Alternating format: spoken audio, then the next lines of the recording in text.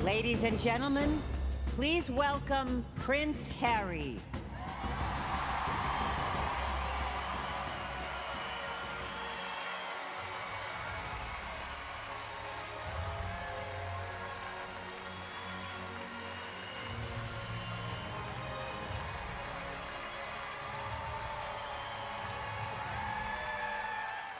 Good evening, everybody.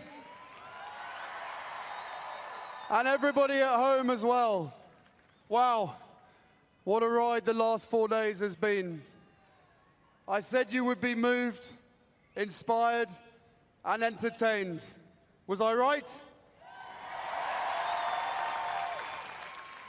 As the great Stevie Wonder says, teamwork makes the dream work.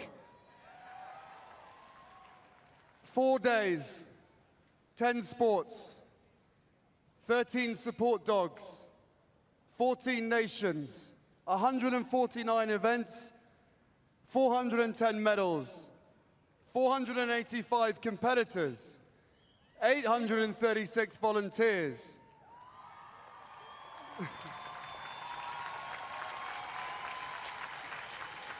1,008 friends and family. And hundreds of hours of grueling competition, and more smiles, tears, hugs and cheers than you could ever count.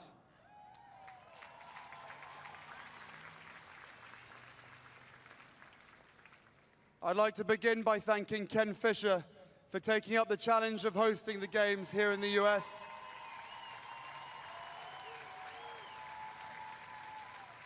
And also to thank his team, led by Vicky Gosling, for delivering a simply remarkable event.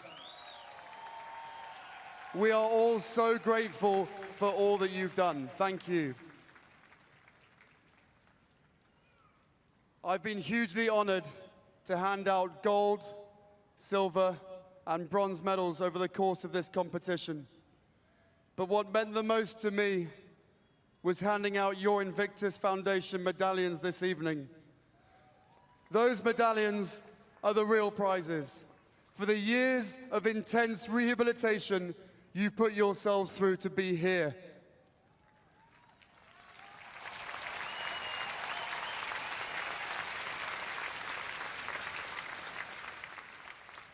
The competition has been fierce, with performances of the highest international standard across a number of events. But what inspired me was the courage to make it to the starting line, to take to the field or to dive in that pool, motivated by the goal of giving your all, medal or no medal.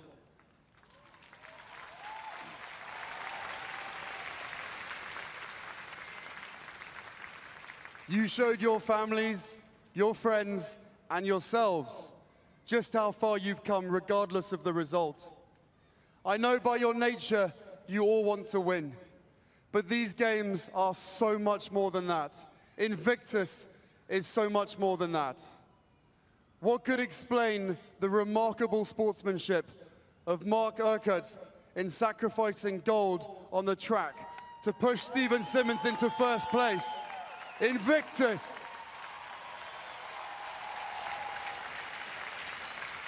How else could I describe the way I felt seeing Tim Payne, a man I met 3 years ago to the day, in his hospital bed at Walter Reed, beaming as he wore his gold medal around his neck? Invictus.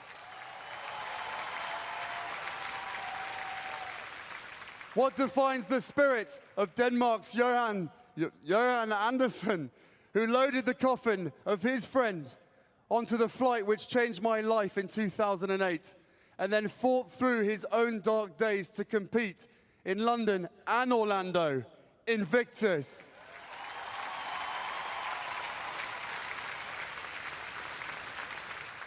What is the force that drives Elizabeth Marks to return to these games after nearly dying 2 years ago, to compete now at the highest level in a sport that renders her blind and faint? Invictus.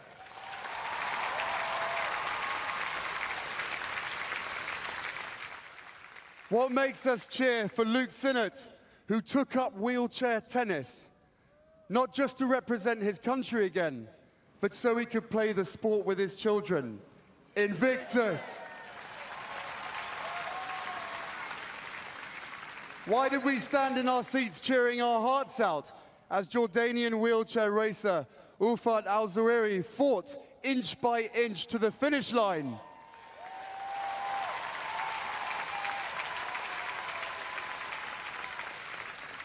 What else could we say about the woman who wrote to me after watching the opening ceremony on Sunday night to say she'd realized it was the time that her husband had to get help for his depression?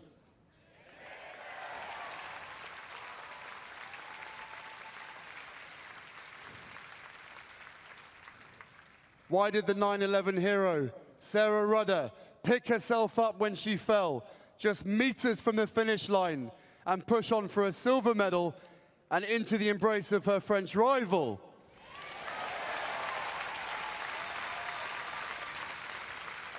You are all Invictus. You are now ambassadors for the spirit of these games. Spread the word. Never stop fighting. And do all you can to lift up everyone around you. I'll see you in Toronto.